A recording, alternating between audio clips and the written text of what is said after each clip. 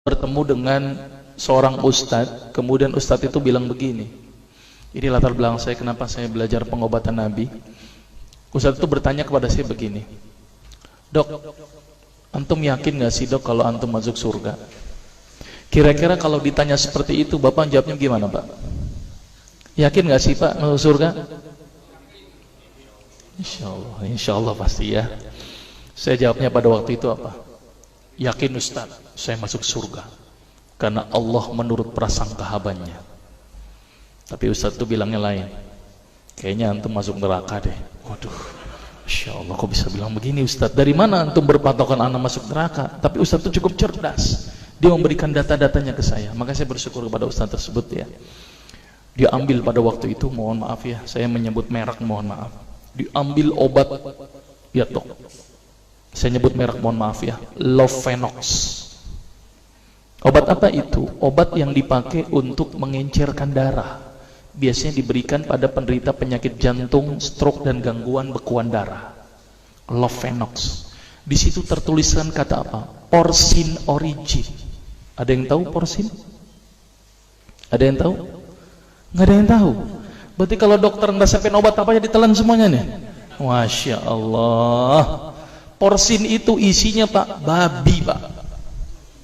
Malah di boxnya tertulis kata-kata benar-benar bersumber dari babi. Saya bilang, waduh, berarti dok kalau antum ngeresepin porsin satu pasien, antum telan itu obatnya, kira-kira ibadah orang tersebut diterima nggak sama Allah? Diterima atau tidak tuh? Tidak akan diterima dok. Siapa yang dipersalahkan nanti?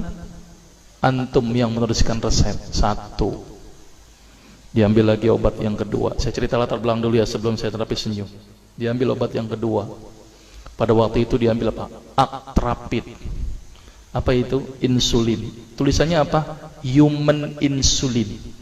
Jadi diambil dari manusia yang telah meninggal. Diambil pankreasnya, insulinnya, yang menderita penyakit kanker pankreas, dibuatlah obat.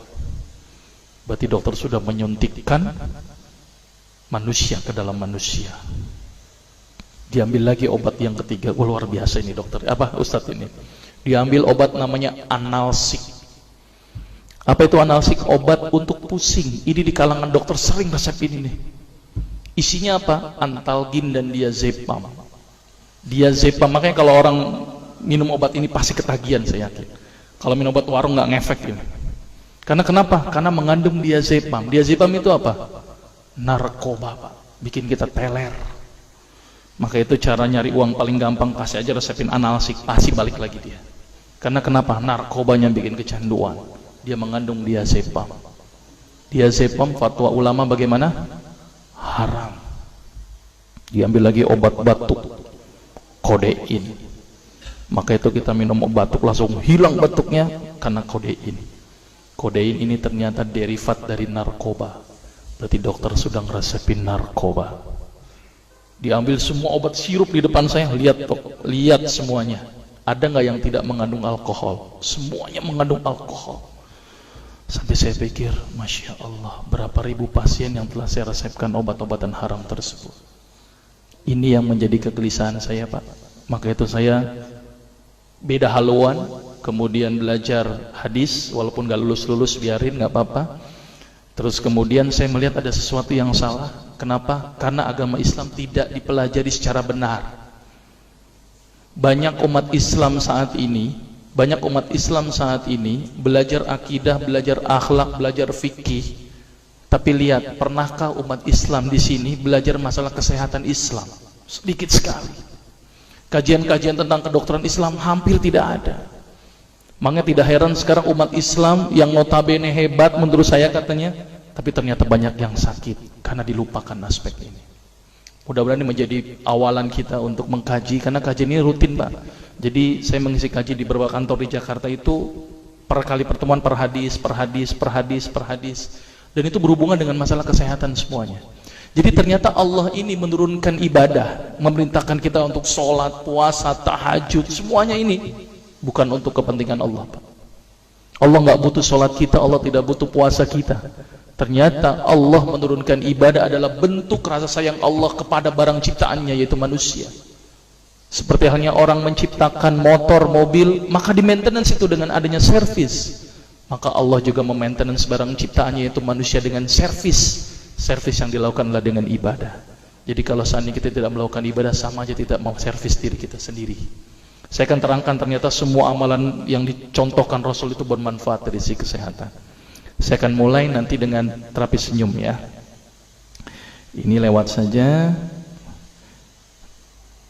Ini saya mohon maaf nyebutin obat-obatannya, mohon maaf ya. Ini juga mengandung plasenta. Plasenta itu ari-ari ya. Jadi di luar negeri itu ari-ari dipakai obat, Pak. Kalau di Indonesia diapain, Pak?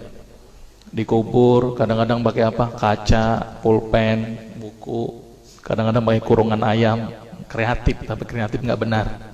Gitu ya. Di sana ini obat Lovenox namanya ya. Jadi bersumber babi. Ini yang mengandung narkoba.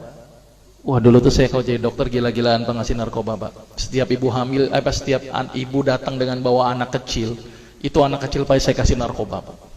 Kenapa? Karena ibu-ibu paling seneng kalau anaknya datang terus kemudian tidur pules. Wah, seneng banget tuh ibu-ibu. Apalagi obatnya yang tokcer, paling seneng itu orang. Maka itu saya kalau ngasih obat antibiotik dulu nggak, namanya amoksisilin, ampicillin, nggak level buat saya. Apa yang saya kasih? Cefalosporin. Obat turun demam aja nggak ngefek, menurut saya cuma 500 mg, Pak. 650. Dan selalu anak kecil datang kan alasannya takut kejang. Selalu saya tambahkan apa ini, Pak? Luminal. Saya dulu bandar narkoba, Pak, tapi legal, resep. Makanya itu saya banyak dosa ini. Mudah-mudahan ini bisa menembus dosa saya nanti di akhirat. Ya, ini insulin ya. Ini kosmetik yang